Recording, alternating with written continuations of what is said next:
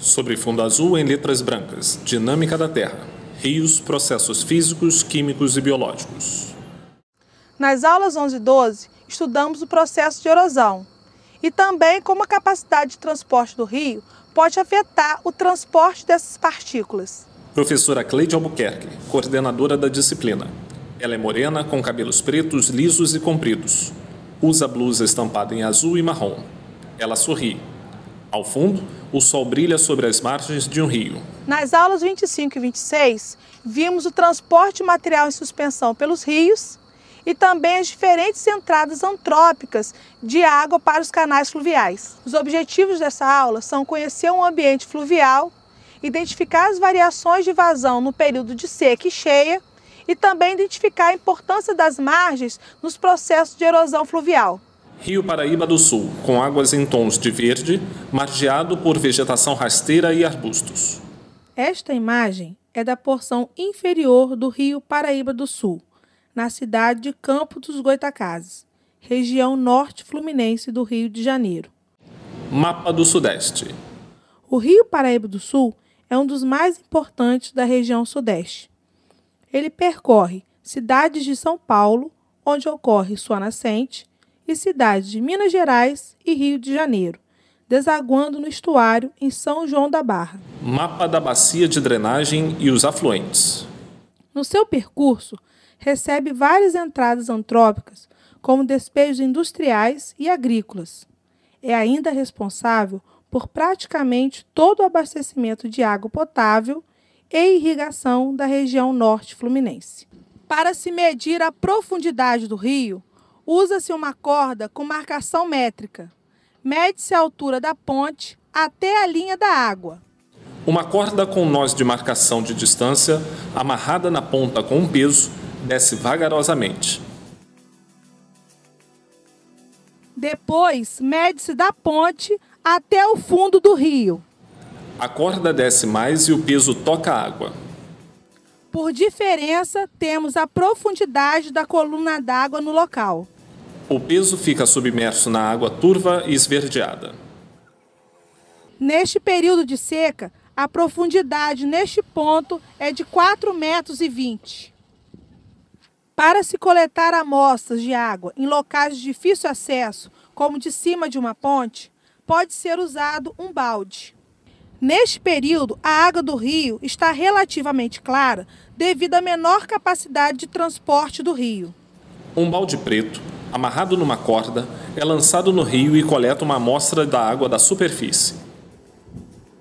O balde cheio de água é içado. A amostra, então, é transferida para um recipiente que é levado ao laboratório, onde será devidamente processado e analisado. Uma pessoa segura o balde pela alça. A água do balde é transferida para um galão branco. Na última década, o abastecimento de água das cidades da porção final do Rio Paraíba do Sul sofreu duas grandes interrupções por causa da ação antrópica. Pôr do sol sobre o rio. A primeira ocorreu no ano de 2000, período de maior seca da história do rio, em parte devido ao processo Laninha. Seca margeando o rio. A seca extrema fez com que o rio se comportasse como uma lagoa, onde o fluxo de água era mínimo. O abastecimento da cidade de Campos foi paralisado por 3 dias, quando um bloom de algas, causado pelo excesso de nutrientes no rio, permitiu a proliferação de uma alga tóxica chamada anabena.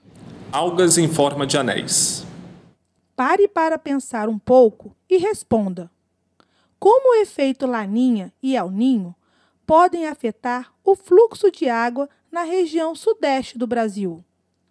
A outra interrupção ocorreu em 2002, quando o abastecimento foi cortado por 10 dias devido a um derrame de 1 bilhão de litros de efluentes, ricos em soda cáustica, vindos da indústria de papel Cataguases, em Minas Gerais, o que gerou a morte de quase toda a fauna e flora aquática.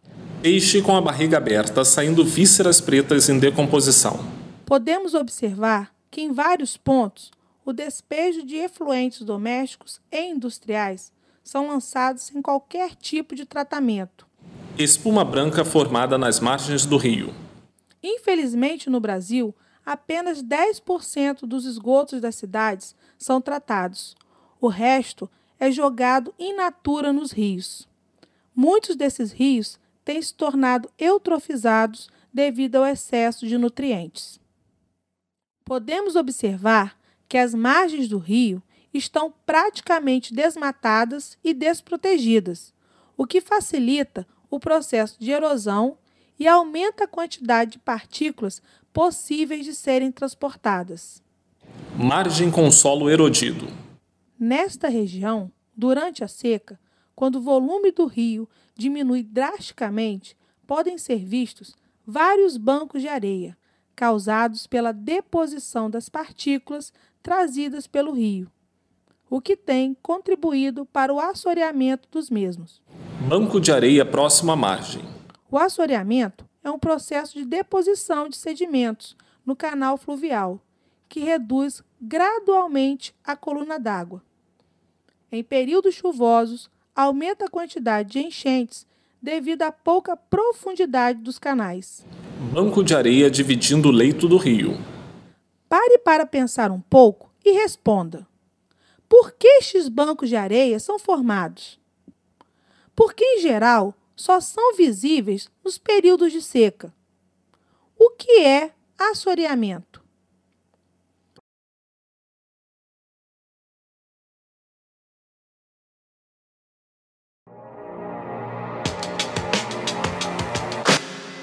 Semicírculos azuis giram em seu próprio eixo.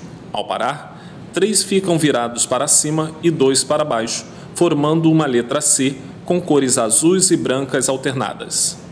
Em letras azuis, Fundação CCERJ. Abaixo, em letras menores, Consórcio CEDERJ, Departamento de Vídeo.